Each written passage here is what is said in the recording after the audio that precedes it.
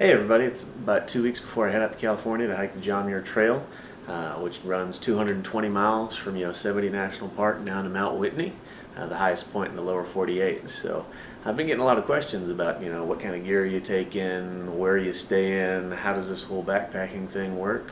So I thought I'd make a little bit of a video to show you kind of a few things that I'm bringing and a little bit of the rationale behind it. So without further ado, let's get into it.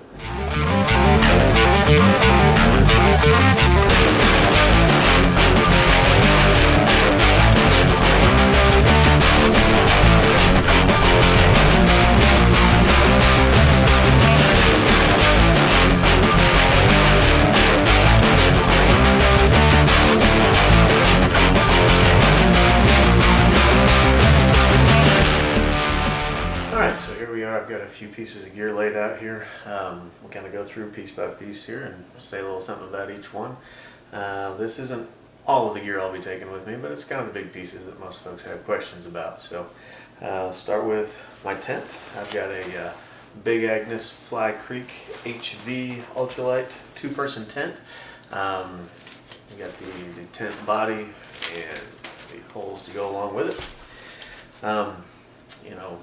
This tent comes in at about 2 pounds. It's a little bit lighter than the last tent I had.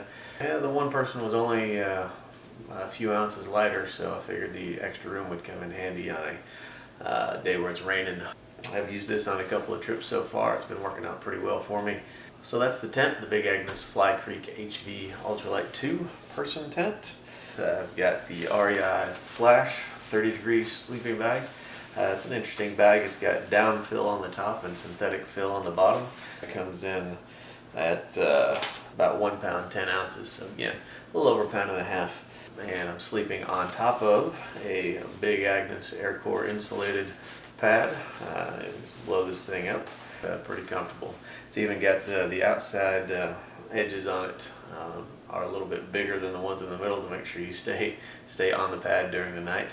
A little bit of insulation to keep you up off the cold ground. And it comes in at 1 pound 8 ounces, so 1.5 pounds. So that's kind of where I'm sleeping and what I'm sleeping on.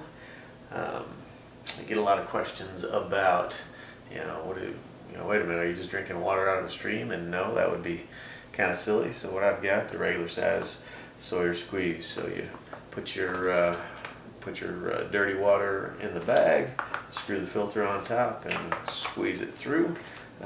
Gives you clean water, filters out bacteria and protozoa and all those sort of ugly things that kind of make you not feel so good. You can fill up a liter of water in about 30 seconds.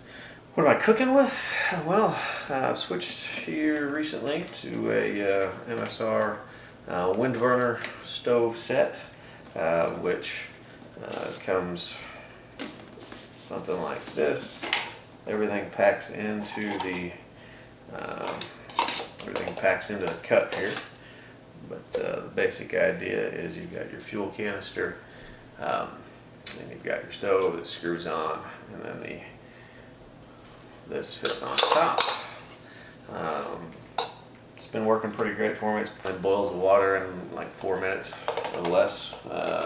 And as far as food goes,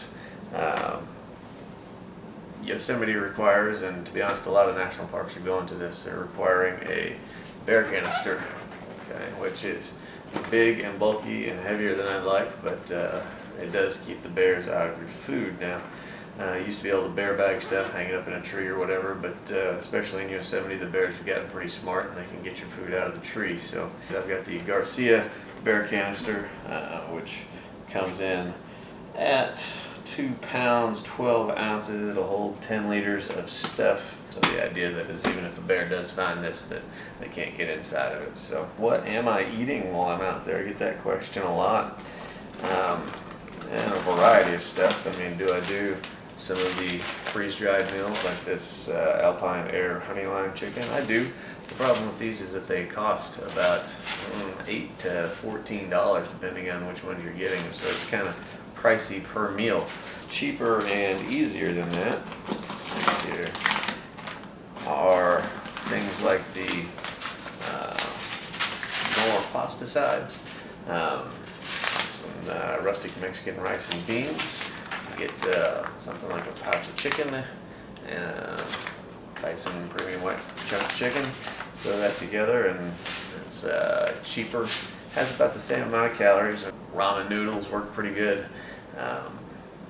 Throw some extra sauces. I've got some salt and pepper just to kind of give things a little kick every once in a while. Beef sticks, these are Dukes. Those are pretty good. For breakfast, we're looking at things like instant oatmeal, it's Lara bars, or Cliff bars, or whatever. For lunch, maybe they've got these tuna creations, like this one here, the Thai chili. It's pretty good. They've got some garlic and herb ones that are pretty good also. So let's count what I'm having. So we've got where I'm staying, what I'm sleeping on, how I'm getting water, what I'm doing for food. I've got these Black Diamond Distance Z aluminum trekking poles that I've been using for quite some time. Pretty light, 12 ounces for the pair. And I gotta tell you, these things are knee savers, especially on the downhills. I've got probably like, 15, 20 feet of Gorilla Tape right there in case I need it for repairs. And I've been using this for a long time. It's the Osprey Atmos 65. I've made a few modifications to it. I took the top of the pack off. It had a folding cover on it. Again, this pack is probably bigger than what I need, but it's been working pretty well for me so far. And a new pack costs a lot of money, so I want to make sure I get everything I can out of this one.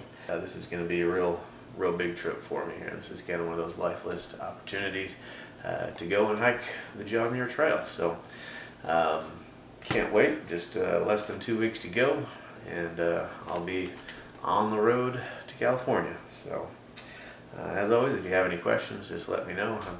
I love talking about this stuff. So thanks for watching, and hopefully we'll see you out on the trail.